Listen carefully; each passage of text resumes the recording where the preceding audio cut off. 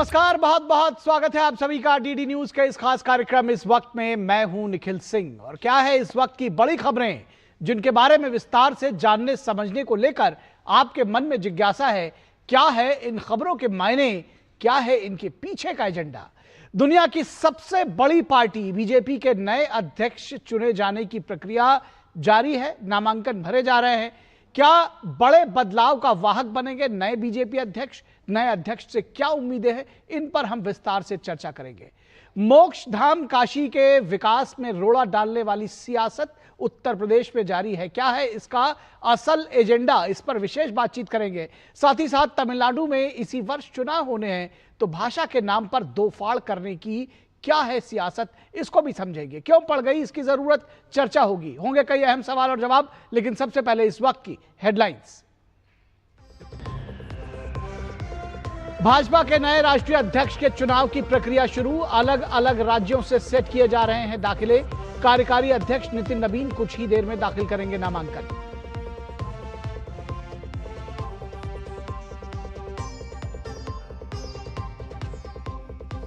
विकसित भारत जी राम जी अधिनियम को लेकर केंद्रीय कृषि मंत्री शिवराज सिंह चौहान ने कांग्रेस पर लगाया देश को गुमराह करने का आरोप। अधिनियम में निर्धारित समय के भीतर रोजगार न मिलने पर बेरोजगारी भत्ते का भी प्रावधान।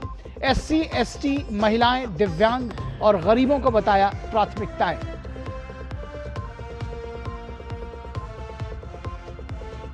काशी के मणिकर्णिका घाट के कार्यों पर विपक्ष के विरोध की सियासत जारी। सरकार ने झूठे और भ्रामक नैरेटिव फैलाने का लगाया आरोप। टूटी मूर्तियों को दिखाकर जनभावनाएं भड़काने के दावे प्रतिदावे के बीच एमपी संजय सिंह समेत 8 पर मुकदमा। रानी अहिल्याबाई के ऐतिहासिक योगदान का सम्मान करते हुए सीएम योगी का स्पष्ट संदेश, नहीं रुकेगा काशी का पुनर्निर्माण, विरासत और विकास साथ चलेंगे।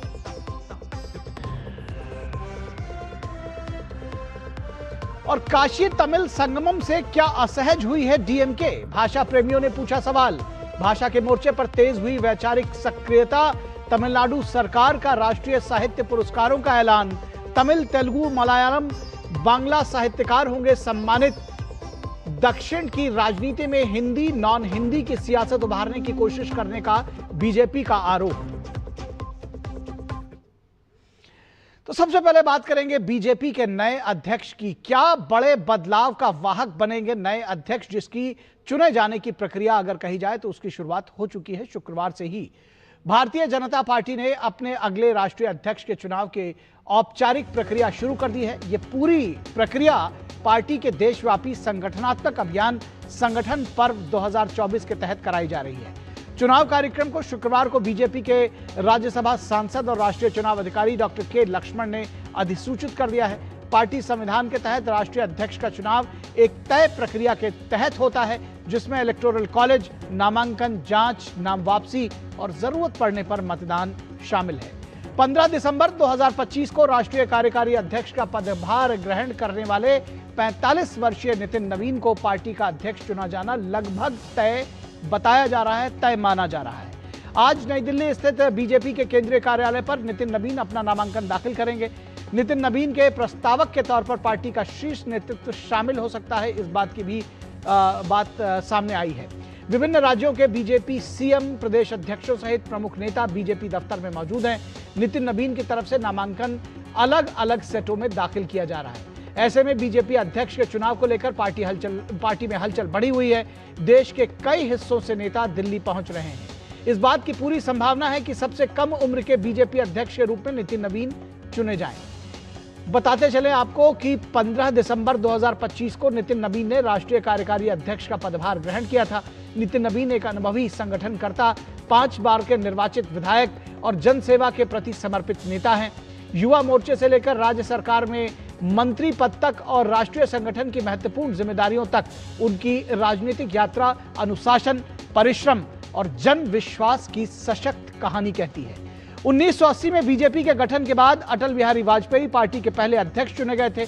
तब से लेकर आज तक पार्टी के कैडर के तौर पर सेवा करने वाले समर्पित कार्यकर्ताओं को बीजेपी अध्यक्ष पद पर आसीन होने का लगातार मौका मिला है। अटल बिहारी वाजपेयी, लाल कृष्ण आडवाणी, मुरली मनोहर जोशी, कुशाभाई ठाकरे से लेकर एम वेंकैया नायडू, राजनाथ सिंह, नितिन गडकरी, अमित शाह और वर्तमान में जेपी नड्डा जैसे दिग्गज नेता पार्टी को नेतृत्व प्रदान कर चुके हैं। भाजपा के युवा नेतृत्व में नितिन नवीन का आगमन पार्टी के लिए एक ऐतिहासिक मोड़ साबित हो सकता है। ये परिवर्तन न केवल संगठनात्मक दृष्टि से महत्वपूर्ण है, बल्कि आगामी पीढ़ी को तैयार करने के लिहाज से भी एक निर्णायक कदम कहा जा रहा है। नितिन नवीन की युवा सोच और ताजगी पार्टी को एक नई दिशा दे सकती है, जो 14 करोड़ कार्यकर्ताओं को एक साथ जोड़कर रखने में सक्षम होगी, ऐसा पार्टी को विश्वास है। पार्टी के नए नेतृत्व के साथ जुड़ी उम्मीदों के अनुसार नितिन नवीन का नेतृत्व युवाओं के बीच एक प्रगति और समृद्धि की तस्वीर पेश करेगा, ऐसा पार्टी को उम्मीद है। और ऐसे में पार्टी में बड़े और सकारात्मक बदलाव की उम्मीद भी की जा रही है।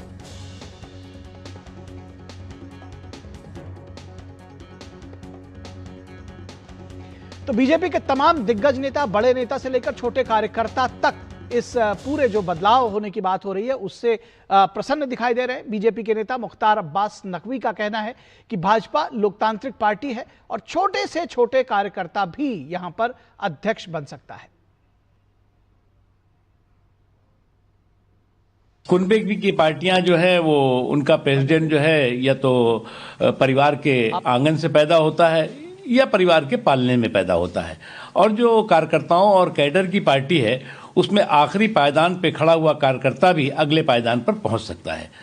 और ये बात जो है वो भारतीय जनता पार्टी में ही संभव है कि आखिरी पायदान पे खड़ा हुआ कार्यकर्ता शीर्ष पद पर और शीर्ष स्थान पर पहुंच सके।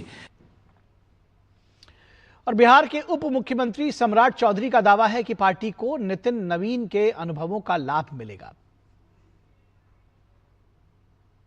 बिहार के लिए एक खुशी का विषय है और भारतीय जनता पार्टी के लिए भी एक ऐतिहासिक दिन है कि सबसे युवा राष्ट्रीय अध्यक्ष के तौर पर आज नॉमिनेशन नितिन नवीन जी करेंगे और कल हमें नए राष्ट्रीय अध्यक्ष के तौर पर नितिन नवीन जी हम लोगों को मिल जाएंगे। और पूरे देश में संगठन का अनुभव जो उनका है, सरकार में उन्होंने काम किया है और कई राज्यों के प्रभारी के तौर पर युवा मोर्चा में काम किया है, तो सभी का अनुभव का लाभ भारतीय जनता पार्टी को मिलेगा।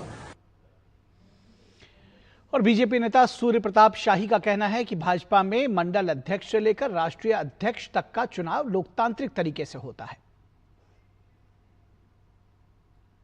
भारतीय जनता पार्टी एक लोकतांत्रिक पार्टी है और अपने मंडल अध्यक्ष से लेकर के राष्ट्रीय अध्यक्ष तक का चुनाव वह संवैधानिक प्रक्रिया के अनुसार कराती है। आज राष्ट्रीय अध्यक्ष जी के चुनाव का आज नामांकन की तिथि निर्धारित की गई है और उसमें हिस्सेदारी बटाने के लिए हम लोग यहाँ पर आए हुए हैं और राष्ट्रीय अध्यक्ष का आज नामांकन हो रहा है और कल उसका निर्वाचन होगा। यदि चुनाव आवश्यक होंगे तो, अन्यथा यदि निर्विरोध होंगे तो निर्विरोध रूप से उनको घोषित किया जाएगा। और इस पूरी खबर पर बातचीत करने के लिए हमारे साथ हमारे संवाददाता बीजेपी मुख्यालय से राजेश राज जुड़े हुए हैं और उसके साथ ही साथ हमारे सलाहकार संपादक विनोद मिश्रा भी इस पूरी खबर पर हमारे साथ जुड़े हुए हैं।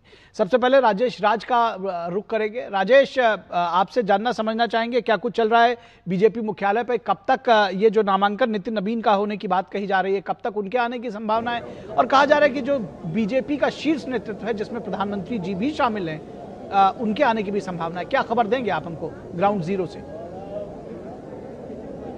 देखिए निखिल, सबसे पहले तो मैं आपको ये साफ कर दूं कि नामांकन की जो प्रक्रिया है वो शुरू हो चुकी है। नामांकन की प्रक्रिया चल रही है और जितने भी राज्यों के प्रतिनिधि आकर अलग अलग सेटों में नामांकन दाखिल कर रहे हैं, वो नितिन नवीन के नामांकन की ही प्रक्रिया है। वो नामांकन का सेट नितिन नवीन के लिए भरा जा रहा है। तो निश्चित तौर पर अल्फाबेटिकल तरीके से ABCD कर वो लगातार अनेक राज्यों को उनके अल्फाबेट के आधार पर आमंत्रित किया जा रहा है। जैसे A और B में बिहार था, फिर D में दिल्ली, C में छत्तीसगढ़, इस तरह से G में गोवा, और अल्फाबेटिकल तरीके से तमाम राज्यों के जो प्रतिनिधि हैं वो यहाँ से अपना नामांकन पत्र जो है राष्ट्रीय अध्यक्ष के लिए दाखिल कर यहाँ से निकल रहे हैं। निकलने वाले नेताओं की अगर बात करें तो अभी शिवराज सिंह चौहान बाहर निकले, मोहन यादव बाहर निकले, प्रमोद सावंत जो है गोवा के मुख्यमंत्री, उनको हमने बाहर निकलते हुए देखा, केंद्रीय मंत्री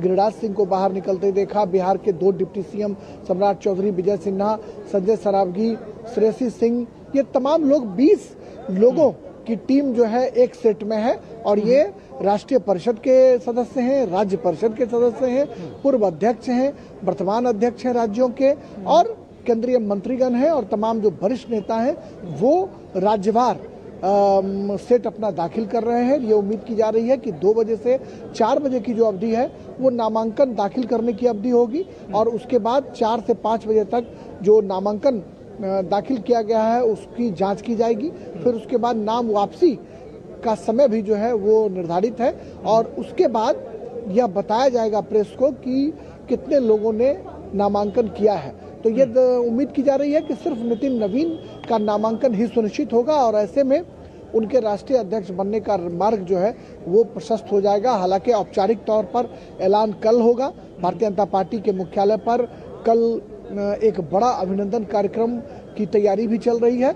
लेकिन अगर आज की बात करें तो आज किसी जो है अभिनंदन या ऐलान की खबर जो है वो बिल्कुल नहीं है। बाकायदा राष्ट्रीय अध्यक्ष का ऐलान कल किया जाएगा। यानी कल ये प्रक्रिया पूरी हो जाएगी और उसके बाद आने वाले दिनों में या कल के बाद ही नए अध्यक्ष जो है वो पदभार ग्रहण कर सकेंगे। पार्टी को एक नया अध्यक्ष मिल जाएगा। आप हमारे साथ बने रहें। किस तरह से इस परिवर्तन को देखते हैं विनोद जी?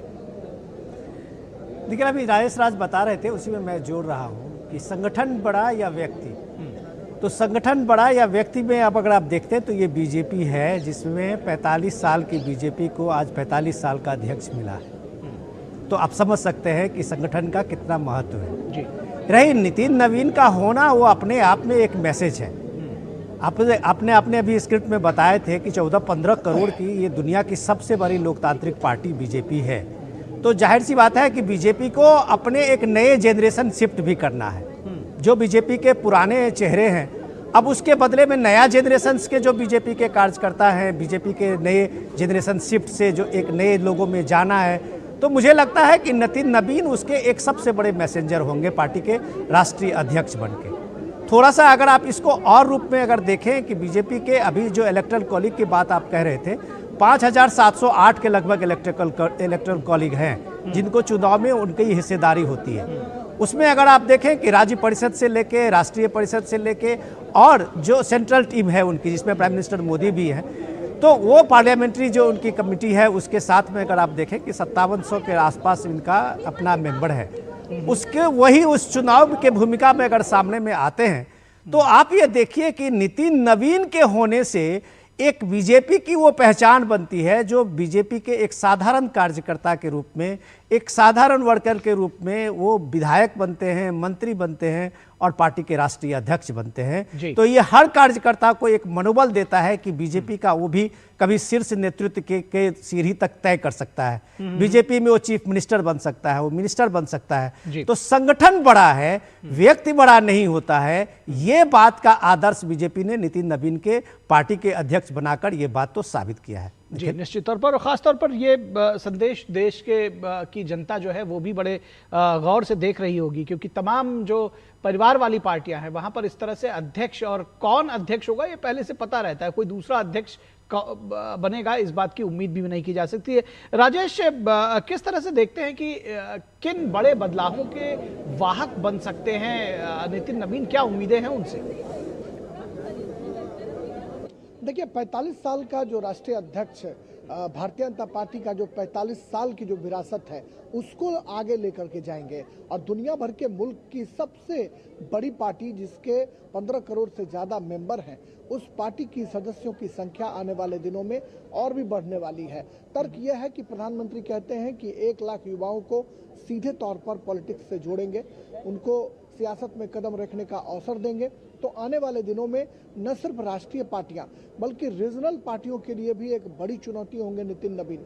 जिन पार्टियों में सिर्फ राजा का बेटा राजकुमार होगा, राजा का बेटा युवराज होगा या इस तरह की परंपरा रही है, वहां पर कहीं ना कहीं अब मतपेटियों से राजकुमार और राजकुमारी जो है वो निकलने लगे हैं, युवराज निकलने लगे हैं, और इसको प्रधानमंत्री नरेंद्र मोदी ने एक चमत्कारिक व्यक्तित्व के जरिए स्थापित भी किया है। आपने देखा कि राज्यों में मोहन यादव, भजनलाल शर्मा, विष्णुदेव साई, चाहे उड़ीसा के जो मुख्यमंत्री हैं मांझी, इन तमाम लोगों को, नए लोगों को मौका देकर प्रधानमंत्री मोदी ने एक बार साबित करने की ये कोशिश की है कि बीजेपी ही एकमात्र ऐसी पार्टी है जिस पार्टी में ये संभव है कि एक सामान्य कार्यकर्ता भी देश का प्रधानमंत्री बन सकता है। दरअसल मैं जानना चाहता हूं राजेश आपसे, अध्यक्ष हो सकता है।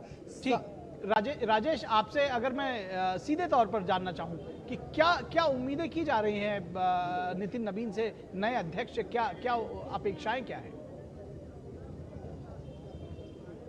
देखिए, सत्ता और संगठन के बीच संतुलन साधना जो है उनकी सबसे बड़ी प्राथमिकता होगी कि जो सत्ता की चीजें हैं उनको संगठन के जरिए ग्रास रूट तक कैसे पहुंचाया जाए। युवाओं की भागीदारी बढ़ानी होगी और निश्चित तौर पर उनका जो नया कैबिनेट होगा, जो महासचिवों की वो नियुक्ति करेंगे या सचिव की नियुक्ति करेंगे, उसमें अनुभवी चेहरे, नए चेहरे, इन तमाम लोगों को सामंजस्य स्थापित कर उनको एकोमोडेट करने की कोशिश की जाएगी। और भारतीय जनता पार्टी एकमात्र ऐसी पार्टी है निखिल, जिसमें आपने देखा होगा कि जो लोग सत्ता के कैबिनेट से हटते हैं वो संगठन के कैबिनेट में आ जाते हैं। तो भारतीय जनता पार्टी को अपने नेताओं, कार्यकर्ताओं को अपमानित करने नहीं आता है, बल्कि उन्हें सम्मान देना आता है। और शायद यही वजह है कि वैसे नेता जो अभी केंद्रीय मंत्री नहीं है, सत्ता के पार्ट एंड पार्सल नहीं है, वो संगठन में है, उन्हें प्रस्तावक के तौर पर बुलाया गया है।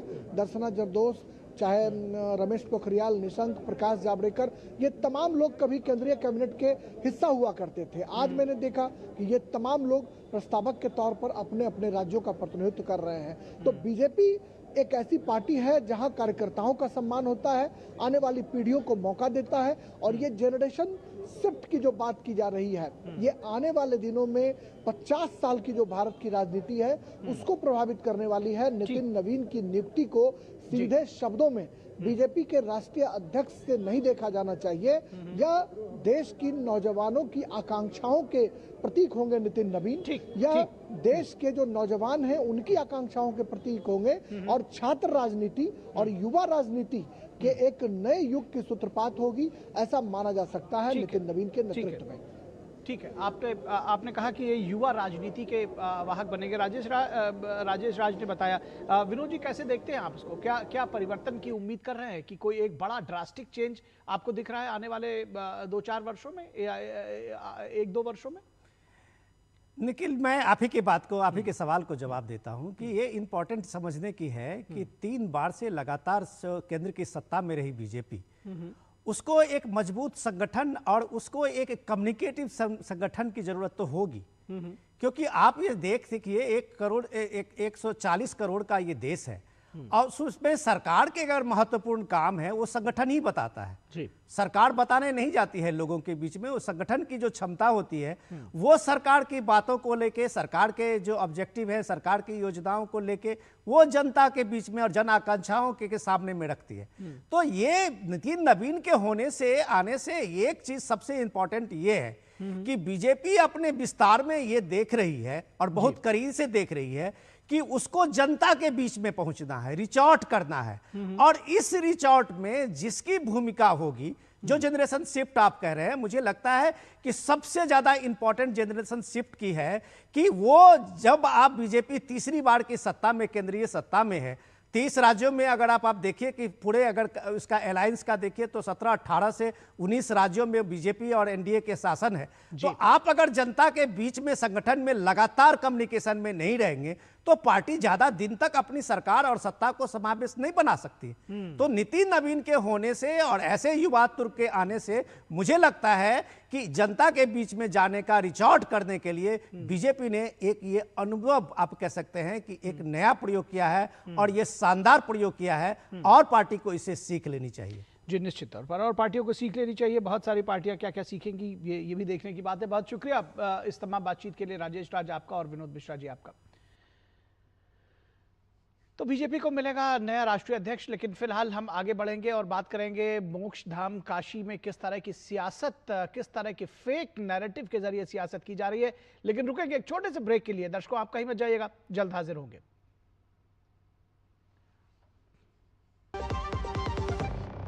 टिंग टिंग, आपके लिए एक फेस्टिवल ऑफर है। क्यूआर कोड स्कैन करो, यूपीआई पिन डालो और 10,000 रुपए आपके बैंक अकाउंट में। पिन डालूंगा तो पैसा खट से आएगा नहीं, झट से कट जाएगा।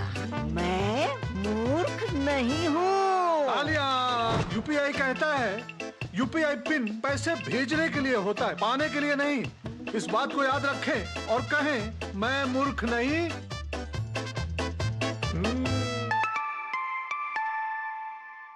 जाइए आप भी किसी का टेस्ट लीजिए। मेरी पसंद, मेरी पसंद, मेरी पसंद, मेरी पसंद, हमारी पसंद, हम सबकी पसंद। मजबूत देश का मजबूत सरिया होंगे स्टील। LIC युवा प्रोफेशनल्स के लिए लाए हैं नवजीवन श्री। करें नियमित प्रीमियम का भुगतान, जीवन बीमा का आनंद लें। प्राप्त करें प्रीमियम के प्रतिशत पर गारंटीकृत एडिशंस। अपने वित्तीय लक्ष्यों के अनुरूप मैच्योरिटी पर गारंटीकृत धनराशि पाएं। मौजूदा पॉलिसी धारकों के लिए आकर्षक अतिरिक्त लाभ। आज ही खरीदें। स्वागत है आपका ब्रेक के बाद। और मोक्ष धाम काशी के विरासत में रोना डालने वाली सियासत, जिससे हलकान है उत्तर प्रदेश के लोग, और जो तमाम लोग जो काशी से और अपनी विरासत से प्यार करते हैं उनको भी बहुत तकलीफ है। सदियों से भारत के प्राचीन शहर काशी को मोक्ष की नगरी कहा जाता है। बाबा विश्वनाथ की नगरी और मां गंगा का रमणीय तट दुनिया भर से आए श्रद्धालुओं के लिए काशी पवित्र धाम के रूप में प्रचलित रहा है। मुगलों के दौर में भी काशी और बाबा विश्वनाथ मंदिर की भव्यता को खत्म करने की कोशिश हुई, लेकिन काशी अविनाशी दर्जनों बार पुनर्निर्माण से अपनी भव्यता को लगातार पाती रही। पिछले हफ्ते काशी के प्रसिद्ध मणिकर्णिका घाट की भव्यता लौटाने की पहल योगी आदित्यनाथ की सरकार ने शुरू की, तो फेक वीडियो और नैरेटिव से इसका सियासी विरोध सामने आया है। सोशल मीडिया पर अखिलेश यादव, प्रियंका गांधी, अजय राय, संजय सिंह जैसे नेताओं ने मणिकर्णिका घाट की कई तस्वीरें वायरल कर दी। वायरल हो रही कई तस्वीरों को प्रशासन ने फर्जी और AI जनरेटेड बताया है। सोशल मीडिया पर वायरल हो रही इन तस्वीरों के जरिए समाज में विद्वेष भी फैल रहा है। लिहाजा प्रशासन ने अपनी कार्रवाई शुरू कर दी है और सांसद पप्पू यादव, संजय सिंह सहित 8 लोगों को जवाब देने को कहा है। उत्तर प्रदेश के काशी में मूर्तियां तोड़ने का मामला लगातार तूल पकड़ता जा रहा है। सीएम योगी आदित्यनाथ ने सोशल मीडिया पर वायरल हो रही तस्वीरों को AI जनरेटेड बताते हुए कांग्रेस पर झूठ फैलाने का खुला आरोप लगाया है। प्रशासन ने AI जनरेटेड फोटो शेयर करने वाले 8 लोगों के खिलाफ मामला भी दर्ज कर लिया है। विपक्ष का कहना है कि विपक्ष गलत ढंग से फैला रहा है अफवाह। विपक्ष का ये दावा था दरअसल सरकार की तरफ से, और कलाकृतियों को सुरक्षित रखा गया है, ये बात बार बार प्रशासन की ओर से और सरकार की ओर से कही जा रही है, जिसका दावा दरअसल विपक्ष कर रहा था कि उनको नुकसान पहुंचाया गया है। घाट पुनर्विकास के दौरान दोबारा यथावत होगी, इन मूर्तियों की स्थापना की जाएगी। भाजपा ने मढ़ी व इस पर सजी अहिल्याबाई की मूर्ति व कलाकृति बुलडोजर से तोड़े जाने का साफ तौर पर खंडन किया है, जैसा कि विपक्ष के लोग बार बार कह रहे हैं। राज्य मंत्री रविंद्र जायसवाल ने कहा है कि भाजपा वाराणसी में अनवरत विकास को नया आयाम दे रही है। सनातन का सम्मान भाजपा के अलावा किसी अन्य पार्टी ने अब तक नहीं किया है। अहिल्याबाई की जयंती भाजपा ने मनाना शुरू किया। नव भव्य श्री काशी विश्वनाथ धाम के निर्माण के बाद अहिल्याबाई की एक भव्य मूर्ति भाजपा की ओर से ही स्थापित की गई है। सवाल यह है कि काशी विश्वनाथ कॉरिडोर के निर्माण के वक्त भी ऐसे भ्रामक वीडियो और झूठी खबरें फैलाकर कांग्रेस और सपा के लोगों ने तमाम आम जनता को गुमराह करने की भरपूर कोशिश की थी। आज काशी अपने प्राचीन गौरव को पाकर दुनिया को आकर्षित कर रही है। साल 2017 में प्रधानमंत्री नरेंद्र मोदी ने काशी विश्वनाथ मंदिर का विस्तार सोमनाथ मंदिर की तर्ज पर करने की योजना को जमीन पर उतारा। इसके लिए यूपी और केंद्र सरकार ने मिलकर श्री काशी विश्वनाथ कॉरिडोर प्रोजेक्ट की शुरुआत की। पिछले साल इस प्रोजेक्ट के लॉन्च होते ही मंदिर से ललिता घाट तक गंगा पाथवे बनाने का काम शुरू हुआ। प्रधानमंत्री नरेंद्र मोदी के विजन और मुख्यमंत्री योगी आदित्यनाथ के मिशन से काशी विश्वनाथ धाम ने उत्तर प्रदेश की अर्थव्यवस्था को आज एक नई ऊंचाई पर पहुंचाया है। दिसंबर 2021 में प्रधानमंत्री मोदी के काशी विश्वनाथ धाम कॉरिडोर के लोकार्पण के बाद से अब तक लगभग 30 करोड़ से अधिक श्रद्धालु बाबा विश्वनाथ के दर्शन कर चुके हैं। इससे राज्य की अर्थव्यवस्था को अनुमानित 1.25 लाख करोड़ रुपए का बूस्टअप मिला है। वहीं विपक्ष अब मणिकर्णिका घाट के विस्तार और पुनर्निर्माण पर विरोध कर रहा है, जो इस साजिश को जिससे साफ तौर पर समझा जा सकता है। यूपी कांग्रेस अध्यक्ष अजय राय ने राज्य सरकार पर आरोप लगाया है कि इस संस्कृति के साथ खिलवाड़ किया जा रहा है। ये अपनी चीजों को केवल और केवल अपने जो इन्होंने इनके द्वारा जो लगातार विरासत, काशी की विरासत को, काशी की धरोहर और काशी की जो धार्मिक मान्यताएं हैं उनको ध्वस्त करने का काम किया गया। उसको केवल ढकने की, छिपाने के लिए ये जाकर योगी जी अपने आप को संत बनते हैं, संत पुरुष हैं, और वो झूठ बोल रहे हैं जाकर। वहीं यूपी के मुख्यमंत्री योगी आदित्यनाथ ने विपक्ष के वीडियो को फेक और एआई जनरेटेड बताया है। गुमराह करने का प्रयास हो रहा है, सनातन धर्मावलंबियों की धार्मिक भावनाओं के साथ खिलवाड़ हो रहा है। इनके द्वारा एआई जनरेटेड वीडियो बना करके मंदिर को तोड़ने का दुष्प्रचार फैलाया जा रहा है, जबकि हर व्यक्ति जानता है कि मणिकर्णिका में जो मंदिर हैं वे वहां पर वैसे मौजूद हैं, वे सभी इस प्रोजेक्ट के संरक्षण के पार्ट बनेंगे। और आम आदमी पार्टी के नेता संजय सिंह का कहना है कि सीएम योगी आदित्यनाथ को एआई का पता ही नहीं है। ये जो बाबा जी हैं, मैं इनका वीडियो दिखा रहा हूं, इन्होंने एआई जनरेटेड वीडियो बना। इनको एआई का पता भी इनको मालूम होगा एआई क्या होता है। ये जो इन्होंने बनाया है ये एआई जनरेटेड लग रहा है आपको? डीप फेक वीडियो जब बनता है तो लग रहा है का प्रश्न नहीं होता है, वो लगता असली जैसा ही है। बहरहाल वाराणसी के एसीपी अतुल अंजान का कहना है कि सोशल मीडिया की मॉनिटरिंग की जा रही है, फेक वीडियो फैलाने वालों पर कड़ी कार्रवाई की जाएगी। मणिकर्णिका घाट पे कंस्ट्रक्शन का काम चल रहा है, रिनोवेशन का काम चल रहा है, उसको लेके कई सारे भ्रामक तथ्य डिफरेंट हैंडल से पोस्ट किए गए थे, रिट्वीट भी किए गए हैं। उनको लेकर कल जो है जो प्रोजेक्ट मैनेजर हैं और नगर निगम के अधिकारी के द्वारा तहरीर दी गई। उस तहरीर के आधार पर सुसंगत धाराओं में अभियोग पंजीकृत किया गया है और लगातार जो सोशल मीडिया पर निगरानी रखी जा रही है। अगर ऐसा कोई भी फिर से भ्रामक पोस्ट या रिट्वीट करेगा तो उस पर भी कार्रवाई की जाएगी। मणिकर्णिका घाट पर भाजपा विधायक और मेयर ने घाट पर पहुंचकर स्थिति स्पष्ट की है। साथ है, बढ़िया से है, राग भोग भी हो रहा है।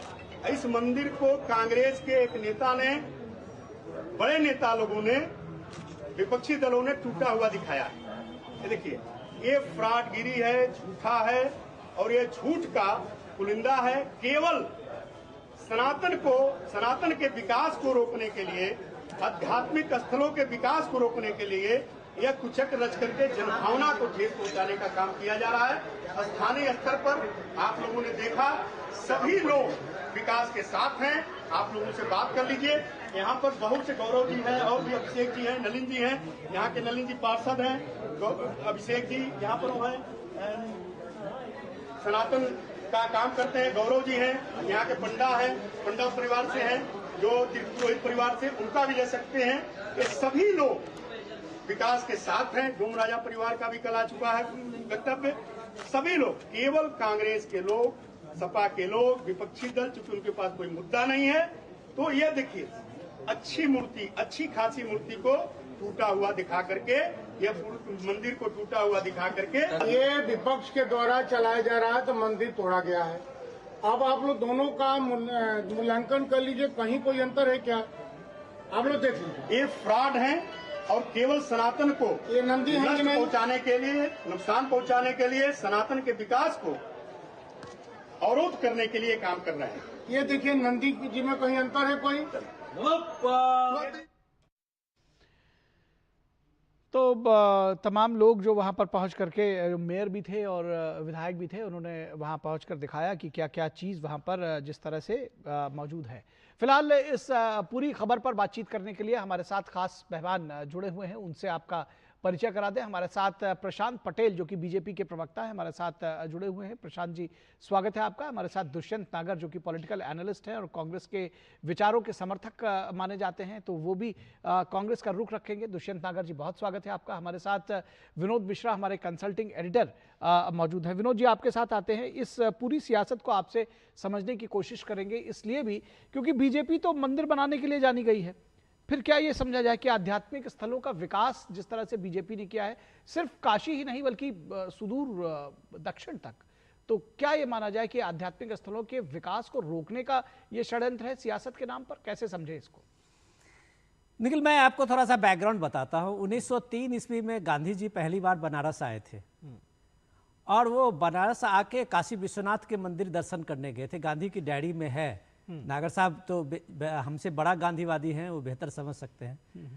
तो वो गांधी जी जब अपनी डायरी में लिखते हैं कि 1903 ईस्वी में गांधी की वो यात्रा, वो गांधी ने कहा कि हम बनारस में अब इसके बाद कभी नहीं आएंगे, क्योंकि वहाँ उसकी गंदगी और काशी विश्वनाथ के आगे पीछे मंदिर के अहाते में पड़े कचरे और वो देख के उन्होंने कहा कि हम जिस देश की स्वराज की बात करते हैं, हम अपने पवित्र धर्म स्थलों को अगर इस गंदगी से मुक्त नहीं कर सकते हैं, हम उसको सौंदर्य में के उसको एक आभा और उसका जो गौरव है उसको नहीं लौटा सकते हैं, तो हमें आज़ादी और हमें स्वराज मांगने का कोई हक नहीं है।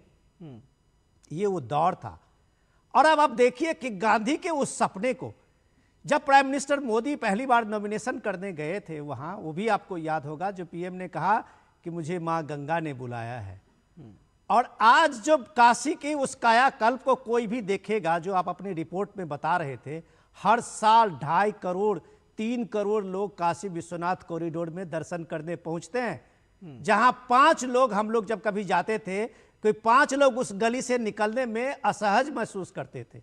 वो काशी विश्वनाथ और किस तरह का वो धाम बना है, ये देखने के बजाय जो एजेंडा चलाया जा रहा है आज मणिकर्णिका घाट को लेके, ये एजेंडा वो एक तरह से एक सियासी चाल है कि आप वही सियासी चाल है जो 2017 में आप अलग अलग मंदिरों के टूटे हुए पत्थरों को लेके कहते थे कि ये काशी का की संस्कृति को, उसके विरासत को ध्वस्त किया जा रहा है। आज वो काशी धाम में आपका कॉरिडोर में जाके देखिए कि हर वो छोटे मंदिरों को वहां पे रखा गया है, हर की अपनी स्थान को सुरक्षित किया गया है। तो आपके पास धैर्य नहीं है कि विश्वनाथ धाम का पूरे देश में, पूरे दुनिया में एक बड़ा सेट बना रहा है, आकर्षण का केंद्र बना है, तो आप मणिकर्णिका घाट के बहाने बीजेपी हमला कर रहे हैं, तो शायद दुनिया के लोग इस बात को नहीं पचा पाएंगे। ठीक है, दुष्यंत नागर जी, आपसे समझना चाहेंगे, अगर मणिकर्णिका घाट का विकास करने की बात कही जा रही थी, उसका पुनर्निर्माण की बात कही जा रही थी, थोड़ा इंतजार कर लेते, बन जाता। अगर आपको लगता कि आप लोग के अनुरूप नहीं है तो विरोध करते, क्योंकि एक मॉडल उन्होंने पूरे देश भर में बनाकर दिखाया है और काशी विश्वनाथ उसमें एक शामिल है, तो उसी का विस्तार आप कहा जाए, वहीं पर आप लोग विरोध कर रहे हैं, तो ये प्रश्न तो उठेगा ही कि आध्यात्मिक स्थलों का विकास ना हो इसलिए सियासत कर रहे हैं, ये आरोप है। देखिए, राजनीतिक दल जनता की भावनाओं को सरकार के समक्ष, मीडिया के समक्ष लाने का कार्य करते हैं। कोई कांग्रेस पार्टी ने अपनी तरफ से तो कुछ किया नहीं, तोड़फोड़ हुई, बहुत सारे चित्र मीडिया में आए जिनको अब एआई जनित बताया जा रहा है। चलिए, एफआईआर दर्ज होगी, उसमें जांच हो जाएगी कि क्या ये किसी नेता ने अथवा राजनीतिक संगठन ने साजिश के तहत एआई से बना के सरकार की छवि धूमिल करने के लिए बनाए थे, या ये सच्चाई है। लोगों में रोष उत्पन्न हुआ, लोगों ने अपनी सोशल मीडिया के माध्यम से और जिला प्रशासन के माध्यम से, बनारस के स्थानीय निवासियों ने व अन्य ने अपनी नाराजगी प्रकट की, उसको कांग्रेस पार्टी ने उठाया, तो भाई क्या गलत कर दिया। देखिए, सतयुग के समय से मणिकर्णिका घाट का वर्णन विभिन्न पुराणों में वर्णित है। राजा रामचंद्र जी के भी जो पूर्वज थे, महाराज हरिश्चंद्र जी, उनकी कथा में भी इन घाटों का वर्णन आता है। तो सनातन धर्म को, हिंदू धर्म में आस्था रखने वाले लोगों का एक जुड़ाव है, आपका भी जुड़ाव है, मेरा भी जुड़ाव है। हम सब लोग बनारस से, काशी के घाटों से, मां गंगा से, भगवान शंकर के मंदिरों से बेहद आस्था के साथ जुड़े हुए हैं। तो इसमें अगर मुद्दा उठाया है तो इसमें कोई राजनीतिक इसको नहीं समझे जाना चाहिए। दूसरी बात आती है राजमाता अहिल्या जी। राजमाता अहिल्या जी ने मुगल काल में जिस तरीके से सनातन धर्म के मंदिरों का निर्माण कराया, भगवान शंकर के मंदिरों का निर्माण कराया। एक राजमाता अहिल्या जी के प्रति सनातन धर्मावलंबियों की एक विशेष आदर और श्रद्धा का भाव है। तो उसे ध्यान में रखते हुए जब सोशल मीडिया पे लोगों ने देखा कि भाई उनकी प्रतिमा भी खंडित है और ऐसे ही पड़ी हुई है लावारिस, तो लोगों ने अपने विचार व्यक्त किए। और उन विचारों को आप लोगों ने बिना देखे समझे फॉरवर्ड किया, उन विचारों को बिना देखे समझे फॉरवर्ड किया। वैसे मैं इस पर जवाब लूंगा प्रशांत पटेल का, लेकिन मैं एक बात कहूं कि आपको बोलते देखकर आज ऐसा लग रहा है कि जैसे कितने सनातन समर्थक, या ये कहूं मुझे तो एक बार लगा कि आप बीजेपी के प्रवक्ता तो नहीं है। जिस तरह से आप सनातन की बात कर रहे हैं, जिस तरह से आप अहिल्याबाई की बात कर रहे हैं, और लगातार क्योंकि इसके पहले भी 2017 में जब कॉरिडोर निर्माण की बात हुई थी तो सबसे पहले विरोध के इसी तरह के स्वर उठे थे। बहरहाल आपने कहा कि आप जनता की भावनाओं को सामने लेकर के आए हैं, प्रशांत पटेल इस बात का जवाब देंगे। ठीक है दुष्यंत जी जवाब ले लेते हैं। प्रशांत पटेल जी ये कह रहे हैं कि हम तो कुछ नहीं कर रहे, जनता की भावनाएं हैं उसको सामने लेकर आ रहे हैं। निखिल जी नमस्कार जी। देखिए, जब क्रिमिनल ट्रायल होता है तो उसमें देखा जाता है कि जो घटना होती है उसका मोटिव क्या था, इंटेंशन क्या था। तो यहाँ पर भी मोटिव और इंटेंशन देखा जाना चाहिए। यदि मणिकर्णिका घाट में जो काम हो रहा है वो उसको सुव्यवस्थित करने के नियत से हो रहा है, और अगर उसमें कहीं भूल चूक से कोई गलती हो जाती है, कोई टूट फूट हो जाती है, तो वो जो है गलती जो है माफी योग्य है। लेकिन अगर वो जो काम वहां पे हो रहा है उसको और अव्यवस्थित करने के लिए, बर्बाद करने के लिए हो रहा होता तो अक्षम है। तो यहाँ पे देखिए मोटिव है कि मणिकर्णिका घाट को सुंदर बनाया जा सके। वहां पे अभी चूंकि जगह की समस्याएं आती थी, समय के साथ देश की आबादी बढ़ रही, निश्चित तौर पर सही बात है, सतयुग का घाट है, और सतयुग से लेकर के आज के समय में 2026 तक आबादी कितनी बढ़ गई, उस व्यवस्था के लिए अगर किया जा रहा है और उसमें गलती से किसी टूट फूट हो जाती है, मूर्ति टूटी है नहीं टूटी, मैं उस विषय पर नहीं जा रहा हूँ, तो वो जो है कोई ऐसा अपराध नहीं है, उसको गलती को ठीक किया जा सकता है। और जब भी कोई निर्माण कार्य होता है, इतना बड़ा निर्माण कार्य होता है, कुछ न कुछ इस तरह की चीजें होती हैं। और आदरणीय विनोद मिश्रा जी ने बिल्कुल सही बताया है कि गांधी जी का भी वक्तव्य दिया, और काशी कॉरिडोर जब बना, मंदिर के आसपास सौंदर्यीकरण हुआ, उस समय भी इसी तरह का शोर शराबा किया गया है। लेकिन अब जब लोग वहां पे जाते हैं, अब जो पहले का 2019-20 से पहले का जो काशी था और आज जो देखते हैं, आज उसमें उनको परिवर्तन दिखता है, वाह वाह करते हैं। आज ये जब काशी मणिकर्णिका घाट भी बन जाएगा तो उसकी भी वाह वाह करेंगे। तो ये सभी जगह जहाँ कहीं भी डेवलपमेंट होता है, सड़क बनती है तो कुछ न कुछ पेड़ काटे जाएंगे, सड़क का चौड़ीकरण होगा तो कुछ न कुछ घरों में तोड़फोड़ होगी। ये विकास है, सदविकास की सतत प्रक्रिया है। हिंदू धर्म को इस्लाम नहीं है कि जैसा है उसी तरह रिजिड रहे। हिंदू धर्म सतत अपने आप को अपडेट करता रहता है, और इसीलिए हम लोग लगातार आगे बढ़ रहे हैं। मूर्तियां अगर कोई, हम कह रहे हैं गलती से टूट भी गई तो मूर्ति दोबारा बन जाएगी, वहां पे दोबारा प्राण प्रतिष्ठा हो जाएगी। सोमनाथ मंदिर को इतनी बार तोड़ा गया, क्या सोमनाथ मंदिर का अस्तित्व समाप्त हो गया? क्या काशी विश्वनाथ मंदिर को तोड़ा गया कई बार, क्या उसका अस्तित्व समाप्त हो गया? क्या? लेकिन हमें समय के साथ अपडेट करना है। यही हिंदू धर्म की, सनातन धर्म की खूबी है। हम लोग रिजिड नहीं रह सकते। इवन तो सऊदी अरब वाले जो इस्लाम के लोगों ने भी अपने आप को अपडेट कर लिया। वहाँ मोहम्मद साहब की जो मस्जिद थी, मोहम्मद साहब की जो मजार थी, उसको भी उन्होंने ध्वस्त कर दिया। लेकिन यहाँ पे अगर कोई रिनोवेट छोटा सा बात हो जाती है, अरे क्या आपने वैलिड पॉइंट उठाया है, इसका जवाब ले लेते हैं। धार्मिक आदमी हो गया। ठीक, प्रशांत जी आपने वैलिड पॉइंट उठाया है। देखिए दुष्यंत नागर जी वो कह रहे हैं कि भाई अगर विकास हो रहा है तो मोटिव की बात देखिए ना, वो तो उसको ठीक करने के लिए आए। इस बात से तो कोई प्रश्न उठा नहीं सकता है कि वो आए थे कि मणिकर्णिका घाट को धूल धूसरित करके मिट्टी में मिला देंगे। वो तो उसको बेहतर ही बनाने के लिए आए थे। अगर दो चार कहीं कोई टूट फूट हो जा रही है तो उसको बेहतर कर दिया जाएगा बाद में। उसमें तो आपको, इसी को तो रचनात्मक सहयोग कहते हैं, तो आपको तो रचनात्मक सहयोग देना चाहिए, लेकिन आप लोग राजनीति ढूंढने लगे। नहीं, ऐसा बिल्कुल भी नहीं है। जो बात भारतीय जनता पार्टी के प्रवक्ता ने साफ गोई के साथ कही है, उसमें और जो राज्य प्रशासन की जो लाइन है उनमें अंतर है। इन्होंने सच्ची बात कही है, मैं भी इनकी बात का स्वागत करता हूं। लेकिन जो वहां पुलिस अधिकारी बयान दे रहे हैं, जो धमकाने का प्रयास किया जा रहा है, FIR करने का प्रयास किया जा रहा है, क्या ये उचित? आपने कोई मॉडल बनाया था मणिकर्णिका घाट के विकास करने का, तो आप जो संस्थाएं, धार्मिक संस्थाएं हमारी वहां कार्य कर रही थी, उनको बुला के उनके साथ एक बार डिस्कस कर लेते। जो जिला प्रशासन के लोग हैं उन्हें एक प्रेजेंटेशन दे देते, उनको विश्वास में ले लेते, उनको बता देते कि भावी स्वरूप ऐसा होगा, तो मुझे लगता है कि वहां पे कोई विवाद ही उत्पन्न नहीं होता। लेकिन कुछ लोग राजनीति करना चाहते हैं और राजनीति के उद्देश्य से प्रत्येक कार्य को देखते हैं। मैं समझता हूं उनका समर्थन नहीं होना चाहिए।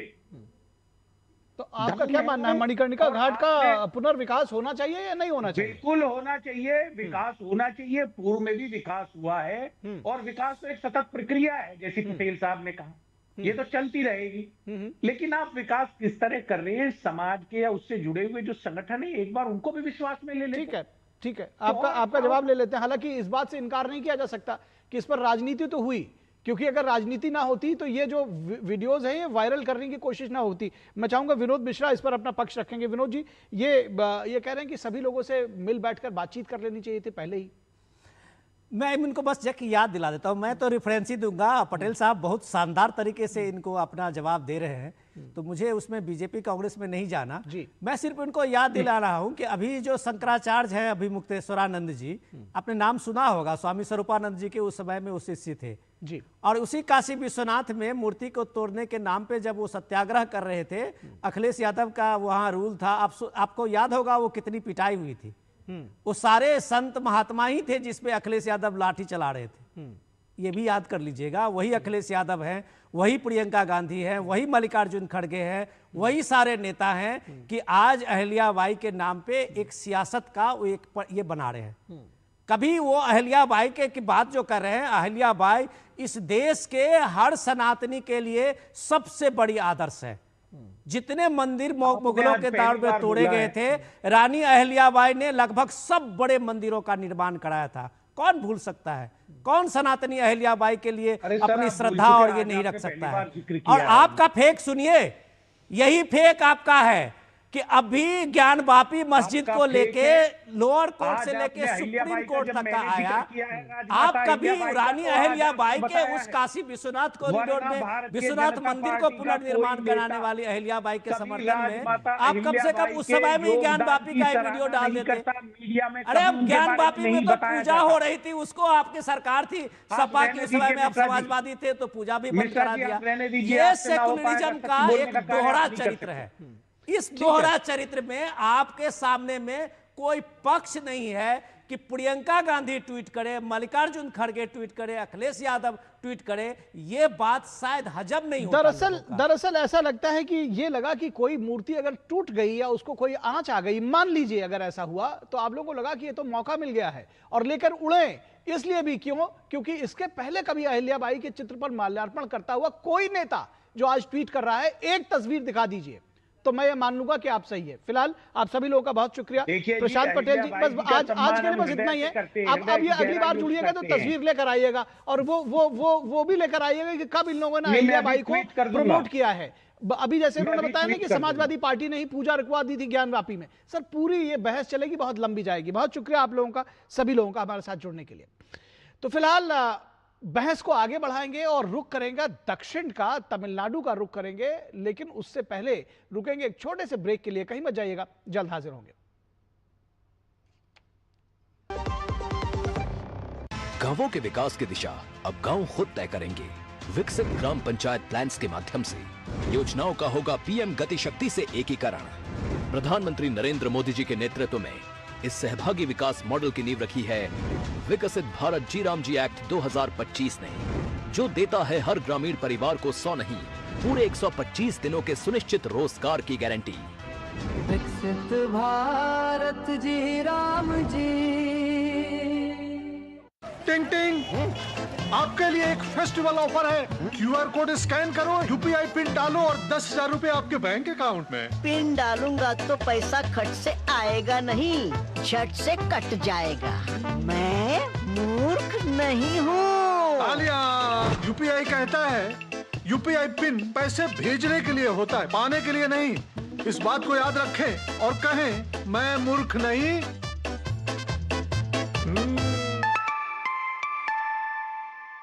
जाइए आप भी किसी का टेस्ट लीजिए। जब धरती चीर कर निकलता है लोहे का पत्थर और मिलता है मोंगिया के जोश से, फिर तपता है, पिघलता है और बनता है फौलाद। अब होता है सरिया सारी खूबियों के साथ। मोंगिया स्टील, मजबूत देश का मजबूत सरिया। ब्रेक के बाद एक बार फिर आप सभी का स्वागत है। और तमिलनाडु में चुनाव से पहले भाषा को लेकर एजेंडा बनाने की कोशिश लगातार जारी है और पिछले दिनों आपने देखा होगा कि काशी तमिल संगमम की चर्चा देश में सांस्कृतिक एकता को बल देने वाली खबर के रूप में काफी चर्चित हुई थी और तमाम लोगों ने इसको बड़ा पसंद भी किया था कि काशी और तमिल की जो संस्कृति है वो एक साथ समागम करे। पिछले 4 वर्षों में तमिल साहित्य के विद्वान और तमिल भाषियों को काशी में बड़ा उनका जमघट लगता रहा है। एक दूसरे की भाषा और परंपरा को समझने का यह शानदार पहल मानी जाती है। प्रधानमंत्री मोदी ने अपने हालिया आलेख में लिखा है कि काशी तमिल संगमम ने सांस्कृतिक समझ को मजबूत करने, अकादमिक और लोगों के बीच आदान प्रदान को बढ़ावा देने और सभ्यतागत लोकाचार साझा करने वाले देश के हिस्सों के बीच दीर्घकालिक संबंध बनाने जैसे सार्थक परिणाम दिए हैं। उन्होंने कहा कि पिछले कुछ वर्षों में एनडीए सरकार को पूरे भारत में तमिल संस्कृति को और लोकप्रिय बनाने और एक भारत श्रेष्ठ भारत की भावना को और गहरा करने के कई मौके मिले हैं। उन्होंने कहा कि ऐसे ही एक प्रयास का बड़ा उदाहरण काशी तमिल संगमम है। लेकिन चुनाव से पहले तमिलनाडु के मुख्यमंत्री एमके स्टालिन ने तमिल भाषा और द्रविड़ मॉडल ऑफ गवर्नेंस को लेकर उत्तर दक्षिण में विभेद पैदा करने की कोशिश की है। ऐसा क्यों कहा जा रहा है? उनके प्रयासों की वजह से। उन्होंने तमिल, तेलुगु, बंगाली और मराठी जैसी भाषाओं में सर्वश्रेष्ठ काम के लिए वार्षिक साहित्यिक पुरस्कार देने का ऐलान किया है, यानी भाषाओं को भी बांटने की कोशिश की। यह पुरस्कार राज्य सरकार की ओर से दिया जाएगा और इसमें 5 लाख रुपए का नगद इनाम भी शामिल होगा। इस पुरस्कार का नाम सोम्माजी कालिया विरुद्धु कहा गया है, जो कि भारत सरकार के साहित्य अकादमी पुरस्कार के समतुल्य होगा। तो पुरस्कार देने से किसी को ऐतराज नहीं है, लेकिन भाषा के विभेद पर उसको बांटने पर ऐतराज जरूर होगा। मुख्यमंत्री स्टालिन ने कहा है कि साहित्य अकादमी पुरस्कारों की घोषणा रद्द कर दी गई थी। उन्होंने कहा कि यह केंद्रीय संस्कृति मंत्रालय के कथित हस्तक्षेप के कारण हुआ। मुख्यमंत्री ने पुरस्कारों को लेकर अनिश्चितता पर चिंता जताई। उन्होंने कहा कि कला और साहित्य जैसे क्षेत्रों में भी राजनीतिक हस्तक्षेप खतरनाक है। मुख्यमंत्री ने कहा कि हमें यह भी एहसास हुआ कि यह समय की मांग है कि मैं एक ऐसी घोषणा करना चाहूंगा जिसमें आप भी खुश होंगे। उन्होंने इसी के तहत घोषणा की कि हर साल तमिलनाडु सरकार की ओर से चुनिंदा भारतीय भाषाओं में सर्वश्रेष्ठ साहित्यिक कार्य के लिए राष्ट्रीय स्तर के पुरस्कार दिए जाएंगे। अब सवाल यह है कि साहित्य अकादमी पुरस्कार खत्म नहीं हुए हैं, बल्कि इसे विद्युत परिषद में चर्चा के कारण विलंब हुआ है, जबकि स्टालिन इस पुरस्कार के आयोजन इसके बदले में बता रहे हैं। खास बात यह है कि उनके साहित्य में हिंदी के लिए कोई जगह नहीं है। जाहिर है वे पुरस्कार से ज्यादा इसे सियासी एजेंडा बना रहे हैं।